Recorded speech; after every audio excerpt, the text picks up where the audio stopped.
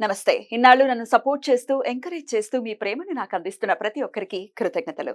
అలాగే ఈ వీడియో కూడా ఖచ్చితంగా మీకు ఉపయోగపడుతుంది. లైక్, షేర్ అండ్ సబ్స్క్రైబ్ చేసి మీ సపోర్ట్‌ని నాకు అందించండి. అలాగే ఈ వీడియో పట్ల మీకున్న అభిప్రాయాన్ని కామెంట్ సెక్షన్‌లో కామెంట్ చేసి తెలియజేయండి. ఇప్పుడు వీడియోని చూద్దాం. నమస్తే. Welcome to our channel. నేను పద్మిని. ప్రస్తుతంతో పాటు ప్రముఖ ఆధ్యాత్మికవేత్త, ఆస్ట్రోన్యూమరాలజిస్ట్, ఎనర్జీ వాస్తు స్పెషలిస్ట్, శ్రీ విద్య ఉపాసకులు శ్రీమతి జయప్రద గారు మనతో పాటు ఉన్నారు. మాట్లాడదాం. నమస్కారం అండి. నమస్తే అమ్మ. శ్రీమాత్రి నమః. జయప్రద గారు, 27 నక్షత్రాలు. ఒక్కొక్క నక్షత్రానికి ఖచ్చితంగా ఒక అధిపతి ఉండటము, ఒక గ్రహం దాన్ని రూల్ చేయటం అనేది మనందరికీ తెలిసినటువంటి విషయమే. అయితే ఆ నక్షత్రంలో పుట్టిన వాళ్ళు ఆ దశతో స్టార్ట్ అవ్వటం, ఏ గ్రహాధిపతి ఉంటే ఆ గ్రహాధిపతి దశతో స్టార్ట్ అవ్వటం, తద్వారా వాళ్ళ లైఫ్ వెళ్ళటం అనేది చూస్తూనే ఉంటాం. అయితే లైఫ్ లో అత్యంత మేజర్ రోల్ కెరియర్ ప్లస్ పెళ్లి, ఇవి రెండు చాలా మేజర్ రోల్ని ప్లే చేస్తాయి. ఎందుకంటే మొత్తం లైఫ్ని మారుస్తాయి కాబట్టి. సో అయితే ఒక్కసారి వివరంగా అన్ని నక్షత్రాల గురించి ఒకసారి మాట్లాడుకుందాము. 27 నక్షత్రాలు కూడా అశ్విని నుంచి మొదలు పెట్టుకుని ఈ నక్షత్రాల వాళ్ళకి ఏ దశ అంతర్దశ, వింశోత్తర దశ, ఇట్లా దశలు ఉంటాయి కదా, ఏ దశలు యోగిస్తాయి, ఆ దశల్లో వాళ్ళు పర్టికులర్గా ఎట్లాంటి జాగ్రత్తలు తీసుకోవాలి, మరి వివాహ విషయంలో ఎట్లాంటి జాగ్రత్తలు తీసుకోవాలి. ఇప్పుడు ఏదో దశ నడుస్తోంది, వాళ్ళకి ఆపోజిట్ దశ నడుస్తోంది, ఎంత ప్రయత్నించినా పెళ్ళవట్లేదు, శని మహర్దశ నడుస్తోంది, స్లో డౌన్ అయిపోయిందంటే కాదు, దానికి ఏదో ఇంకొక బ్లాకేజ్ ఉన్నప్పుడు ఇంకొకటి ఏదో చేసుకోవాలి కదండి. ఆ ఇన్ఫర్మేషన్ కూడా ఖచ్చితంగా మనం అందిద్దాం. ఇది ఒక కొత్త కాన్సెప్ట్, మీ కాన్సెప్టే, చాలా బ్యూటిఫుల్ కాన్సెప్ట్ ఇది. మీరు చెప్పంగానే నిజంగా చాలా యూస్ఫుల్ అవుతుంది అని అనిపించింది నాకు. మరి ఈ సిరీస్ ని స్టార్ట్ చేద్దామండి. తప్పకుండా. మరి ముందుగా అశ్విని నుంచే మొదలు పెడదాము. కేతు నక్షత్రం కాబట్టి ఈ కేతు నక్షత్ర జాతకులు ఎలా ఉంటారు, వాళ్ళ కెరియర్ ఎప్పుడు స్టార్ట్ అవుతుంది, పెళ్ళి ఎప్పుడు చేసుకుంటే బెటర్, ఇత్యాది విషయాలు ఒక్కసారి మీ ద్వారా. తప్పకుండా. సో అశ్విని నక్షత్రం అనేది కేతు అధిపతి ఆ నక్షత్రానికి. కానీ అశ్విని నక్షత్రం అంటే ఏంటంటే అశ్విని దేవతల అధిపతులు. సో అశ్విని దేవతల అధిపతులు అంటే ఎవరు వీళ్ళు అంటే, మనకి అశ్విని దేవతలు మనకి అంటే ఇప్పుడు ఇక్కడ ఏదైనా మనకి దెబ్బ తగిలితే హాస్పిటల్స్కి వెళ్ళి చేస్తుంటాం. సో అక్కడ దేవతలకు యుద్ధాలు జరిగినప్పుడు వాళ్ళకి దెబ్బలు తగిలితే వీళ్ళు ఆల మేఘాల పనుల మీద టకటక వెళ్ళి చకచక వాళ్ళకి మందులు కట్టడము, చేయడంలో వీళ్ళు ముందుంటారు. హస్తవాసీలు అంటారు వీళ్ళని, అశ్విని నక్షత్రం వాళ్ళు. నకుల సహదేవుల్ని అశ్విని పిల్లలే కదా, వాళ్ళ పుత్రులే, వాళ్ళ వరపుత్రులు.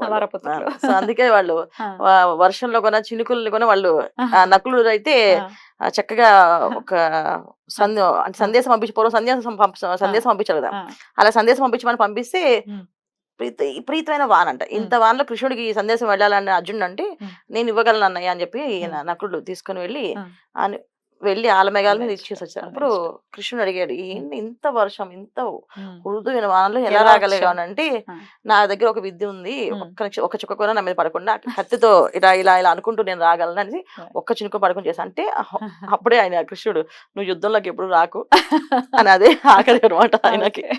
అందుకే వాళ్ళు ఎప్పుడు పట్టుకున్నారు. సో అశ్విని దేవత పుత్రులు అనమాట. సో వీళ్ళంతా పవర్ఫుల్ జాతకులు. వీళ్ళు కూడా అంతే అశ్విని నక్షత్ర జాతకులు. అశ్విని నక్షత్ర జాతకులు అంటే వాళ్ళకు అనుగ్రహం ఉన్నవాళ్ళు వీళ్ళు. అశ్విని దేవతలకు అనుగ్రహం ఉన్నది.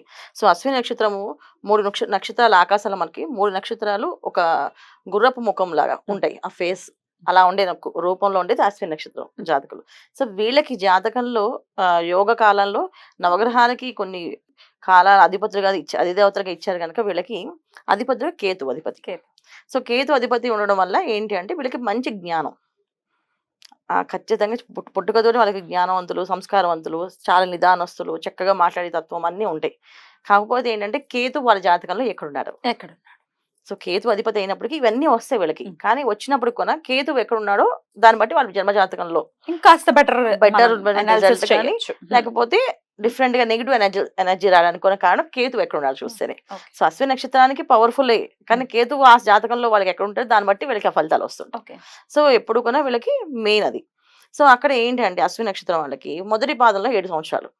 సో 7 సంవత్సరాలు కేతు మహాదశ నడుస్తుంది. సో వీళ్ళ జాతకంలో యోగాలు బాగుంటే ఆరోగ్య సమస్యలు ఏం రావు. యోగాలు బాగాలేకపోతే చాలా మంది చిన్నప్పుడే చాలా బక్క పర్సనాలిటీతో ఉండి ఏమీ సరిగా తినక, ఆహారం నీళ్ళు చాలా తక్కువ తాగే పిల్లలు. ఇప్పుడు చాలా మంది మన చిన్నపిల్లలు చూస్తుంటారు, నీళ్ళు తాగరు, మా అబ్బాయి నీళ్ళు తాగడు, మా అమ్మాయి నీళ్ళు తాగదు అని చెప్తుంటారు, నీళ్ళు తాగకపోవడం. సో వీళ్ళు ఎక్కువ డ్రైగా ఉండడానికి ఇష్టపడుతూ ఉంటారు. అది ఎక్కువ 7 సంవత్సరాలు కేతు మహాదశ అంటే. మనం ఫస్ట్ అశ్విని నక్షత్రం 1వ పాదం 7 సంవత్సరాలు ఉంటుందని లెక్కేసుకుంటాం. మాలకి 2వ పాదం 3వ పాదం 4వ పాదం వచ్చినప్పటికీ ఆ దశలు మారిపోతాయి. 7 సంవత్సరాలు 3 ఏళ్ళు 2.5 ఏళ్ళు సంవత్సరం ఇలా మారిపోయి తర్వాత వచ్చేది కేతు మహాదశ, శుక్ర మహాదశ. సో ఎందుకంటే పిల్లలు అదృష్టవంతులుగా పుట్టడానికి ఒక లక్కీ అయితే అశ్విని నక్షత్రం వాళ్ళకి ఎడ్యుకేషన్ గానీ వాళ్ళకి అన్ని విషయాల్లో అన్ని యోగించడం గానీ ఆ తర్వాత వాళ్ళకి కంఫర్ట్స్ ఇవ్వడంలో గానీ శుక్ర మహాదశ వెంటనే స్టార్ట్ అవుతుంది. ఏకంగా 20 ఏళ్ళు 20 ఏళ్ళు. సో అంటే వీళ్ళు యవ్వన స్థానానికి యవ్వన వయసుకు వచ్చినప్పటికి మొత్తం వీళ్ళు శుక్రుడు మహాదశ వచ్చేస్తుంది. ఈ శుక్రుడు మహాదశ వీళ్ళ చదువు సంస్కారాలు అన్ని కూడా దాంట్లోనే కంప్లీట్ అవుతాయి.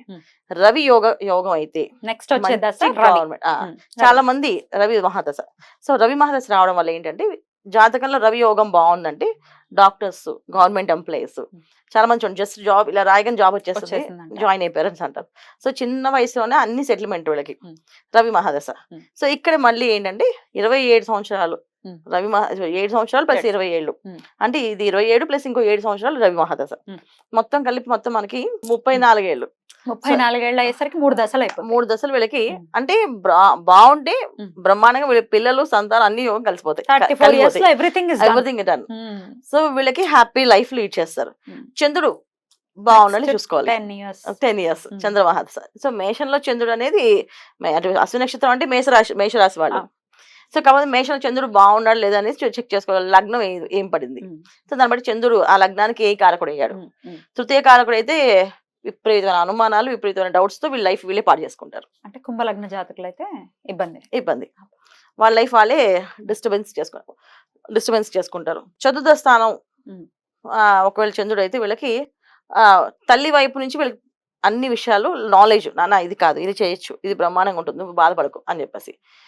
పంచమ స్థానం అయితే ఇంకా బ్రహ్మాండం. పిల్లలు బాగా మంచి నాలెడ్జబుల్ పిల్లలు, ఏ విషయంలో హెల్ప్ ఉండేటట్టు ఒక మంచి మంత్ర సాధన, పూజ, పునస్కారం అన్ని విషయాలు బాగుంటుంది. సో మళ్ళీ ఇక్కడ చంద్రుడు 6వ స్థానం అధిపతి అయ్యాడంటే ఆరోగ్య సమస్యలు స్టార్ట్ అవుతాయి. సో 35 ఇయర్స్ తర్వాత వీళ్ళకి అనారోగ్య సమస్యలు రావడానికి కారణం హెల్త్ డిస్టర్బెన్సెస్ రావడానికి చంద్రుడు 6వ స్థానాధిపతి అయితే. మళ్ళీ అక్కడి నుంచి 7వ స్థానాధిపతి అయితే మంచి వైఫ్ అండ్ హస్బెండ్ మంచి అండర్స్టాండింగ్స్ బాగుంటాయి. బాగుండే హస్బెండ్ గానీ బాగుండే వైఫ్ గానీ వచ్చే అవకాశం. అంటే తులా లగ్న జాతకులు అయితే బాగుంటుంది. సో ఏ విషయమైనా అండర్స్టాండింగ్ ఓకే వాళ్ళ తత్వం ఇలా ఉంటుంది కనుక మనం ఇలా అర్థం చేసుకోవాలి, ఇలా చేయాలి అని చెప్పేసి చూసుకోవచ్చు. తర్వాత అష్టమ చంద్రుడు ఇక చెప్పట్లేదు. వీళ్ళకున్న డౌట్స్ ఇంకెవరికి ఉండవు. ప్రపంచంలో మనిషి చచ్చిపోయిన సరే బతుకుతారే మళ్ళీ ట్రై చేయడం అడిగే లక్షణం ఉంటుంది వీళ్ళకి. అంటే అన్ని డౌట్స్ అనమాట. నిజంగా డాక్టర్ చెప్పింది అబద్ధమో నిజమో నేను చెక్ చేసుకోవాలి, మేము చెక్ చేసుకోవాలి అనే లక్షణాలు ఎక్కువగా ఉంటాయి. కన్యాలగ్న జాతకులు కన్యాలగ్నం మేషరాశి అయితే ఇలాంటి పరిస్థితి వస్తుంది. సో వీళ్ళు డెఫినెట్ గా ఇబ్బంది పడతారు. తర్వాత నవమ స్థానాధిపతి చంద్రుడు అయితే వీళ్ళకి సూపర్ ఉంటుంది. సూపర్ ఏ విషయమైనా కాన్సన్ట్రేషన్ గా ప్రతి విషయాన్ని తెలుసుకోగలుగుతారు, చెప్పగలుగుతారు. ఒక లీడర్స్ నిజంగా వాళ్ళ చంద్రమాస బ్రహ్మాండం యోగిస్తారు. చాలా మంది రాజకీయాల్లోకి వెళ్ళడము, రంగప్రవేశం చేయడము, దాంట్లో లీడర్స్ గా ఎదగడము అన్నిటికీ కాను నవమాది చంద్రుడు. సో చాలా మంచి యోగాన్ని ఇస్తాడు. దశమ స్థానాల్లోకి వెళ్ళాడు అనుకోండి. సో అది ఇంకా వీళ్ళకి కంఫర్టబుల్ లైఫ్ ఎప్పుడు కూడా అంటే ప్రశాంతమైన వాతావరణం, ప్రశాంతమైన జీవితాన్ని నడుపుతుంటారు. కర్కాటక లగ్నం. సో కాకపోతే ఏంటంటే ఇది ఒక చంద్రుడి గురించి మనం చెప్తున్నాం, మిగతా అన్ని కూడా మనకారకుడు చంద్రుడు 10 years మేజర్ రోల్ ప్లే చేస్తాడు. కరెక్ట్ ఏజ్ అప్పుడు 34 నుంచి అంటే కరెక్ట్ ఏజ్ కదా. సో 10 years లైఫ్ కోసం మనం చంద్రుడి గురించి మాట్లాడుకుంటున్నాం. సో చంద్రుడు దశమ స్థానంలో అయితే వీళ్ళకి హ్యాపీ లైఫ్, ఉద్యోగాలు, తర్వాత ఉద్యోగం చేసే ప్లేస్ లో వీళ్ళకి అందరూ ఫ్రెండ్లీగా ఉండడం కాదు, కొంతమంది వెళ్ళిపోతుంటే ఏడుస్తుంటారు. అవును మీరు ఈ పదవి వెళ్ళిపోతుంటే మాకు ఏడిపోతుందండి అంటారు. సో అంటే అంత ఎమోషన్ గా బాండ్ అవుతారు మనం చేసే కార్యక్రమాలు దశమ చంద్రుడు ఉంటే వాళ్ళకి. సో అలాంటి యోగాలు వస్తాయి. ఇక లాభస్థానాల్లోకి వెళ్ళాడంటే సో మిథున లగ్న జాతకులు అయితే ఎక్కడెక్కడో తెలియని వాళ్ళందరూ కలిపి వీళ్ళకి ఆశ రాసి ఇచ్చి వెళ్ళిపోతారు. నిజంగా ఇది జాతకమే, మహాజాతకం. అదే చెప్తుంది. నాకెందుకో నీకు ఇవ్వాలనిపిస్తుంది. నువ్వైతే ఏదైనా న్యాయం సంబంధం అక్కలేదు. చుట్టాలు బంధువుల్లో దూర బంధువులు ఎవరైనా ఉంటే వీళ్ళని పిలిచి ఎందుకో వాడైతే న్యాయంగా ఉంటాడేమో అనిపిస్తుంది, వాళ్ళైతే న్యాయంగా చెప్తుందేమో అందరికి అని అనిపిస్తుంది, అమ్మాయినా అబ్బాయినా.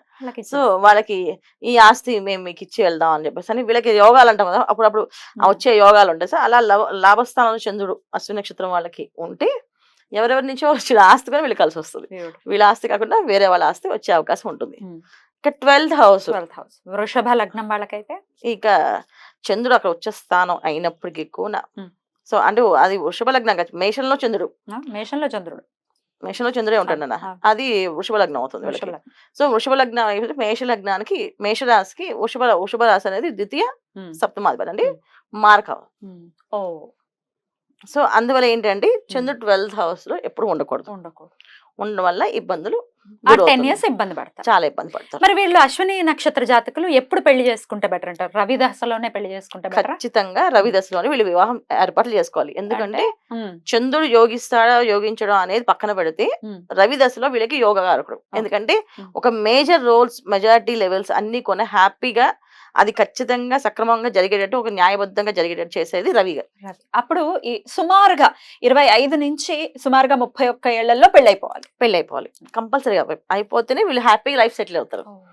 అమ్మాయిలకైనా అబ్బాయిలకైనా. అమ్మాయిలకైతే ఈ రవి శుక్రమాస పెళ్లి ఏం చెప్తారు, శుక్రమార దశలోనే అమ్మాయిలు చేసేయాలి. చేస్తేనే వాళ్ళ తర్వాత మన చేతిలో ఉంటారు పిల్లలు, లేకపోతే మన చేతిలో ఉంటారు వాళ్ళు. ఇంచుమించు 23 ఏళ్ల లోపే అమ్మాయిలకైతే పెళ్లి అయిపోయింది.